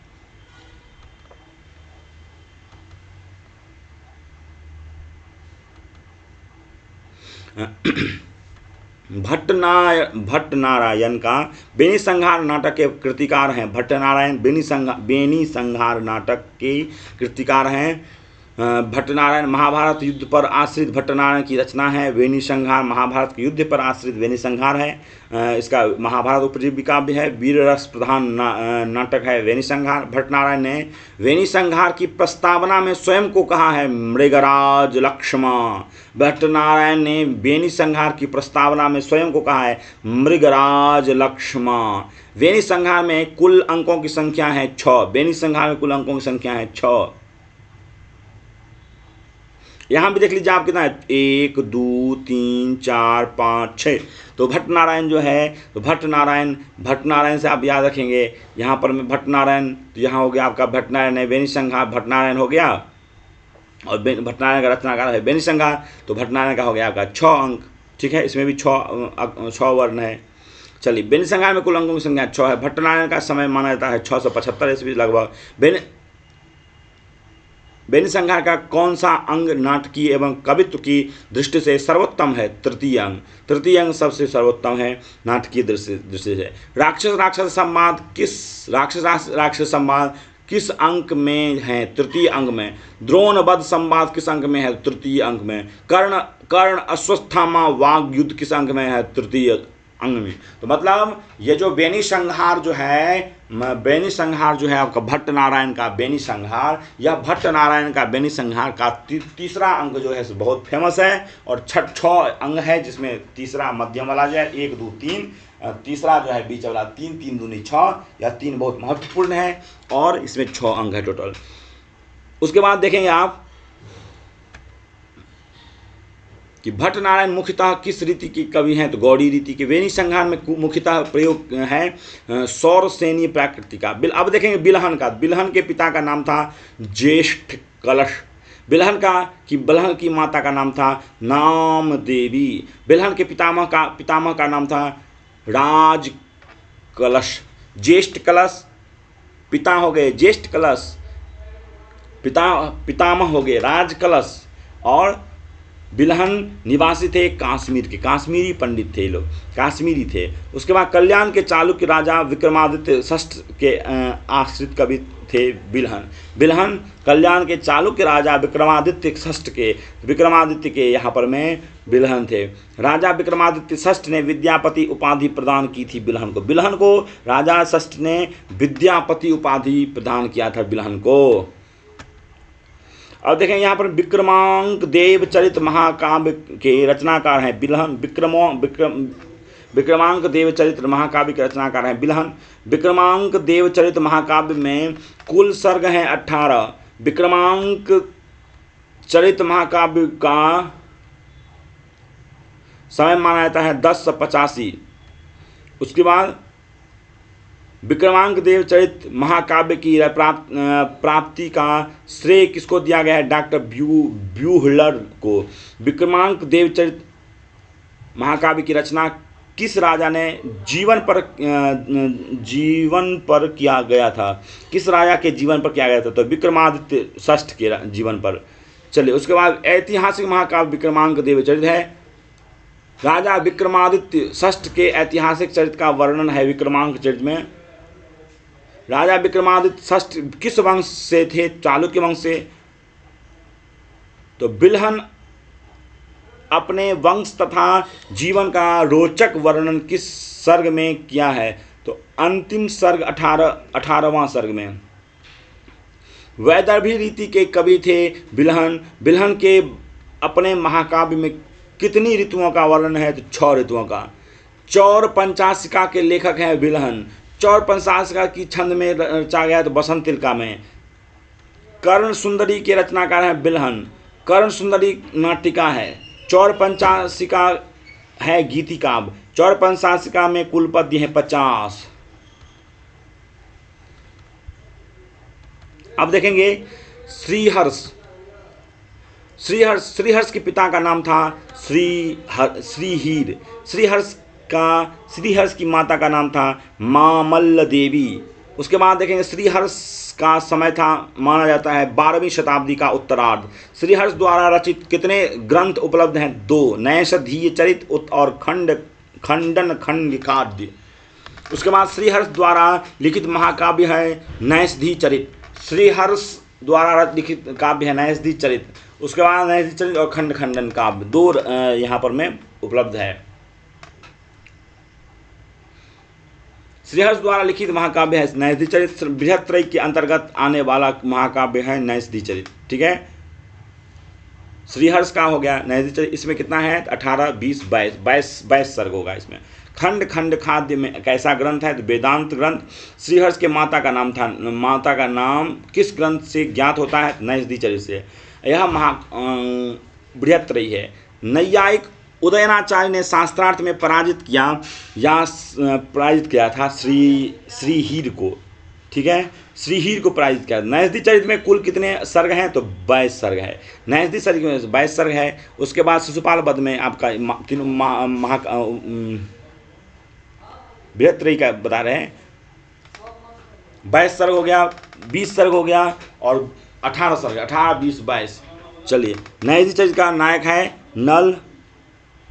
नैषधीय चरित का नायिका है दमयंती। नैषधीय चरित का उपजीव्य है नलोपाख्यान महाकाव्य बनपर्ग से। उसके बाद किस महाकाव्य को विद्वानों के लिए औषधि माना गया है? तो नैषधीय चरित को। अंबिकादत्त व्यास के बारे में कह रहा है। अंबिकादत्त व्यास के पितामह का नाम था पंडित राजाराम। अंबिकादत्त व्यास के पितामह का नाम था पंडित राजाराम। अंबिकादत्त के पिता का नाम था दुर्गादत्त। पितामह हो गया राजाराम, पिता हो गया दुर्गादत्त। अंबिकादत्त व्यास के चाचा का नाम था देवीदत्त। अंबिकादत्त व्यास के पुत्र का नाम था राधा कुमार। अंबिकादत्त का गोत्र था पराशर गोत्र। अंबिकादत्त का जन्म स्थान था राजस्थान। अंबिकादत्त का जन्म समय है चैत्र शुक्ल अष्टमी 1915 ईस्वी 1858 ईस्वी। चलिए, नेक्स्ट में अंबिकादत्त व्यास का मृत्यु समय है मार्गशीर्ष कृष्ण पक्ष त्रयोदशी 1957 में इनकी मृत्यु हो गई 1900 ईस्वी। अंबिकादत्त व्यास की शिक्षा हुई थी काशी में। अंबिकादत्त व्यास की कुल रचनाएं हैं 78 अष्टसप्तति। उसके बाद अंबिकादत्त की हिंदी रचना है बिहारी बिहार। कुंडलिनी छंद में। उसके बाद पीयूष प्रवाह पत्रिका का संपादक किया था अंबिका दत्त व्यास ने। ब्रह्मामृत वर्षिणी सभा द्वारा अंबिका दत्त व्यास को उपाधि दी गई थी घटिका शतक की। घटिका शतक अंबिका दत्त व्यास, घटिका शतक 24। उसके बाद 24 मिनट में 100 पद्यों की रचना करने के कारण अंबिका दत्त व्यास को उपाधि दी गई थी घटिका शतक। ब्रह्मामृत वर्षिणी सभा द्वारा अंबिका दत्त व्यास को उपाधि दी गई थी घटिका शतक। 24 मिनट में 100 पद्य की रचना, 100 पद्य की रचना करने के कारण इनको अंबिका दत्त व्यास को उपाधि दी गई थी घटिका शतक की। अब देखेंगे यहाँ शतावधान की उपाधि दी गई थी अंबिका दत्त व्यास को। काशी की महासभा द्वारा भारत रत्न की उपाधि दी गई थी अंबिका दत्त व्यास को। भारत रत्न की उपाधि। महाकवि की उपाधि दी गई थी अंबिका दत्त व्यास को। प्रथम ऐतिहासिक उपन्यास के प्रणेता हैं अंबिका दत्त व्यास। अंबिका दत्त व्यास के अपना जीवन परिचय लिखा है बिहारी विहार में जो अंबिका दत्त व्यास की रचना है, इसमें अपना जीवन परिचय लिखा है इन्होंने। शिवराज विजय के रचनाकार है अंबिका दत्त व्यास। शिवराज विजय में कुल कितने निश्वास हैं? तो 12 निश्वास है। ऐतिहासिक उपन्यास है शिवराज विजय। शिवराज विजय का जीवन चरित्र वर्णित है शिवराज विजय में। वीर रस प्रधान उपन्यास है शिवराज विजय। शिवाजी का जीवन चरित्र वर्णित है शिवराज विजय में। वीर रस प्रधान उपन्यास है शिवराज विजय। चलिए नेक्स्ट में अब पंडिता क्षमाराव का जन्म हुआ है 4 जुलाई 1890 ईस्वी में। पंडिता क्षमाराव के पिता का नाम था पंडित शंकर पांडुरंग। पंडिता क्षमाराव का स्वर्गवास हुआ था 1954 ईस्वी में। महात्मा गांधी का जीवन चरित्र लिखा था पंडिता क्षमाराव।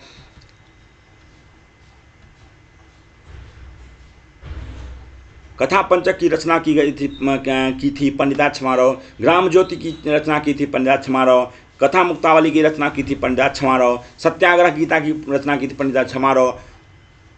उत्तर सत्याग्रह गीता की रचना की थी पंडिता क्षमाराव। रामदास चरित्र की रचना की थी पंडिता क्षमाराव। शंकर जीवनाख्यानम इसकी रचना की थी पंडिता क्षमाराव। तुकाराम चरितम की रचना की थी पंडिता क्षमाराव। पंडिता क्षमाराव का जन्म हुआ था पुणे में। पंडिता क्षमाराव के पिता का नाम था डॉक्टर राघवेंद्र राव। पंडिता क्षमाराव के गुरु का नाम था विद्यालंकार पंडित नागप्प। अयोध्या की संस्कृत कल्याण संस्था द्वारा 1938 में पंडिता की उपाधि से अलंकृत किया गया था क्षमाराव को। साहित्य चंद्रिका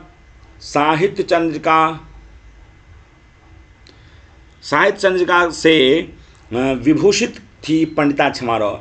मीरा लहरी की रचना की थी पंडिता क्षमाराव। मीरा के उदात्त चरित्र की झलक है मीरा लहरी में। विचित्र परिषद यात्रा की रचना की थी पंडिता क्षमाराव। यहाँ पंडिता क्षमाराव के बारे में आप देखा आपने।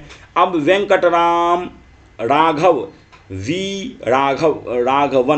वी राघवन की माता का नाम था मीनाक्षी अम्मल। बी राघव की पिता का नाम था वेंकटराव अय्यर। मद्रास प्रांत के तंजौर जिले के तिरुवर नामक ग्राम में जन्म हुआ था बी राघवम का। वी राघवम के गुरु के नाम था कुप्पुस्वामी शास्त्री।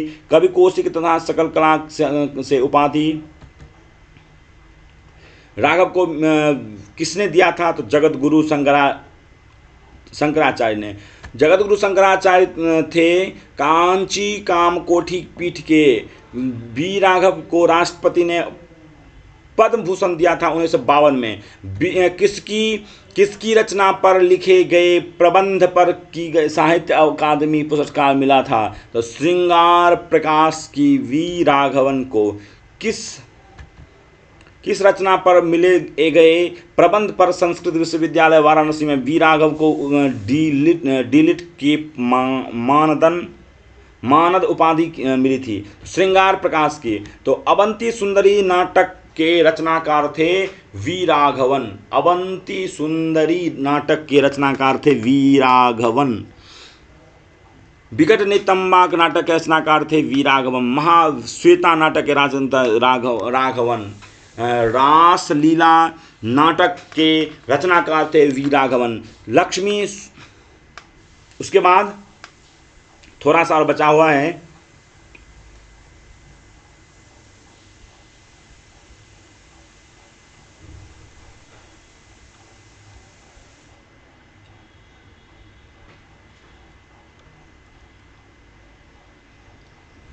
बस और 2 कवि बचे हुए हैं, यहाँ तक हो गया। उसके बाद लक्ष्मी स्वयंवर नाटक के रचनाकार थे वी राघवम। उसके बाद अनारकली नाटक के रचनाकार थे वी राघवम। आषाढ़स्य प्रथम दिवसे नाटक के आषाढ़स्य प्रथम दिवसे मेघमाश्लिष्ट सानो, यहाँ पर नाटक के रचनाकार थे वी राघवम। श्री मृत्युस्वामी दीक्षित चरित महाकाव्य के रचनाकार थे वी राघवम। गोपहंपन लघुकाव्य के रचनाकार थे वी राघवम। देववंदित वरदराज लघुकाव्य के रचनाकार थे वी राघव। अब देखेंगे यहाँ पर मैं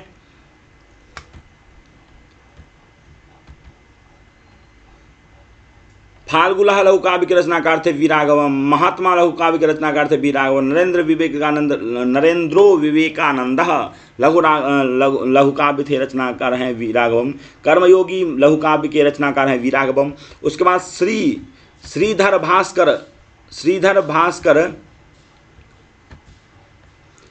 भास्कर वर्णेकर के बारे में थोड़ा सा बताएंगे, उसके बाद फिर एक कवि और बताएंगे, बस लास्ट कर देंगे। थोड़ा सा लंबा वीडियो हो गया, माफ़ कीजिएगा। अब इसके बाद नेक्स्ट वीडियो हम वेद से संबंधित लाएंगे, वेद से संबंधित बहुत महत्वपूर्ण चीज उपस्थित करेंगे। चलिए, श्रीधर भास्कर वर्णेकर का जन्म हुआ था नागपुर 1918 ईस्वी में। अर्वाचीन संस्कृत साहित्य नामक मराठी शोध प्रबंध लिखा था वर्णेकर ने। राष्ट्र शक्ति मराठी के संपादक थे वर्णेकर ने। संस्कृत भवितव्यम के संपादक थे वर्णेकर ने। योग प्रकाश के संपादक थे वर्णेकर ने। मंदोर मिमाला के रचनाकार थे वर्णेकर ने। महाभारत का रचनाकार थे वर्णेकर ने। महाभारत रत्न शतकम के रचनाकार थे वर्णेकर ने।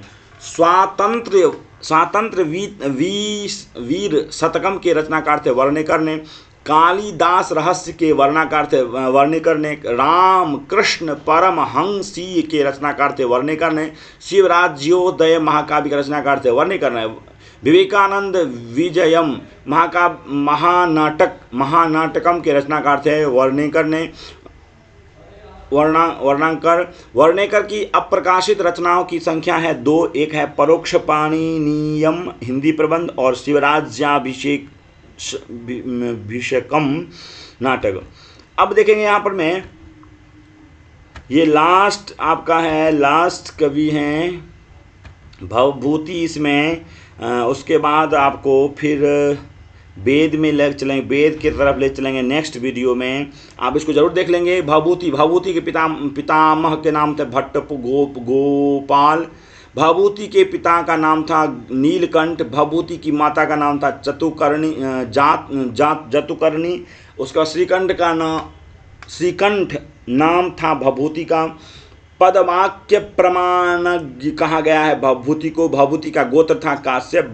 दक्षिण भारत में पद्मपुर के निवासी थे भवभूति। भवभूति के गुरु थे ज्ञाननिधि। पदवाक्य प्रमाणज्ञ में पद का अर्थ है व्याकरण और पदवाक्य प्रमाणम में वाक्य का अर्थ है मीमांसा।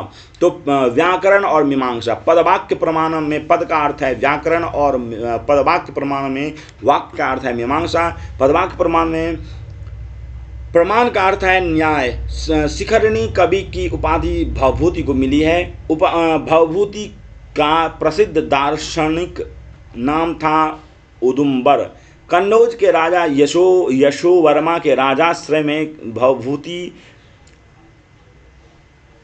थे। कन्नौज के राजा यशोवर्मा के राजाश्रय में भवभूति थे। भवभूति उपासक थे शिव के। भवभूति का समय है 680 से 750। उसके बाद भवभूति की रचनाएं कितनी हैं? तो 3। कौन कौन? तो मालती माधव प्रकरण है, महावीर चरित नाटक, उत्तर रामचरित नाटक। मालती, महावीर और उत्तर रामचरित, ठीक है। तो ये 3 है इनका भवभूति का। तो मालती माधव, महावीर चरित, उत्तर रामचरित। भवभूति द्वारा रचनाओं की संख्या है 3। भवभूति के रूपकों में श्रेष्ठ हैं उत्तर रामचरित। उत्तर रामचरित में रस है करुण रस। मालती माधव में रस है श्रृंगार रस। महावीर चरित में रस है वीर रस। करुण रस प्रधान नाटक है उत्तर रामचरित। भवभूति के प्रिय छंद हैं अनुष्टुप और शिखरणी। मालती माधव में कुल अंक हैं 10। महावीर चरित में कुल अंक हैं 7। उत्तर रामचरित में कुल अंक हैं 7। चलिए, मालती माधव में 10, महावीर चरित में 7 और उत्तर रामचरित में 7। तो 7 7 7 और 10। चलिए, तो ऐसे करके उसे देख लेना है। थोड़ा सा एक तालिका है यहाँ पर, मैं तालिका को थोड़ा सा एक बार गौर से देख लेंगे।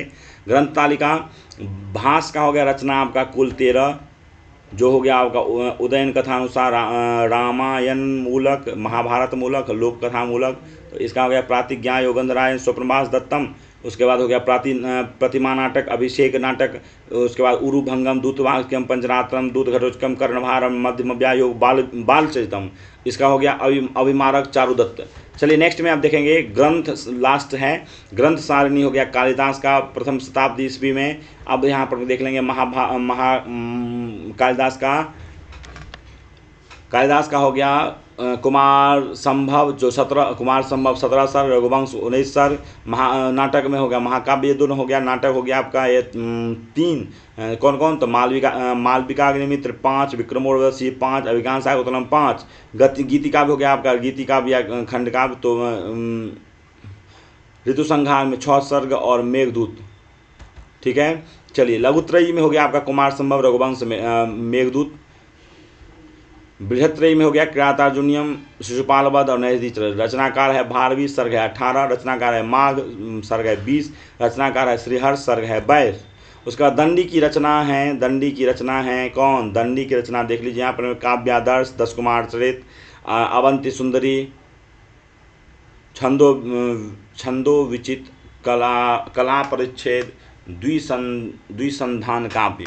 तो यहाँ पर आप देख रहे हैं इतने सारे यहाँ काव्य का परिचय आपको दिया। तो आप बिल्कुल धैर्य से रहें, धैर्यपूर्वक। नेक्स्ट में इसको हम इसके बाद आपको वेद से संबंधित लाएंगे, वेद से संबंधित एक वीडियो लाएंगे। फिर उसके बाद बहुत सारे मटेरियल्स हैं मेरे पास, आपको एक एक करके दिखाएंगे। आप बिल्कुल इसको देखें, समझें, और यदि अच्छा लगेगा तो बिल्कुल इसको आप लाइक भी करें, सब्सक्राइब भी करें। और सब्सक्राइब करेंगे तो नोटिफिकेशन भी जाएगा। और अपने दोस्तों को भी इसका शेयर जरूर करें। अभी कम से कम कर दीजिए, बाद में नहीं कीजिएगा, अभी कम से कम कर दीजिए। धन्यवाद। फिर नेक्स्ट में वेद के साथ हम उपस्थित होंगे, तब तक के लिए धन्यवाद। पुनः विरामः।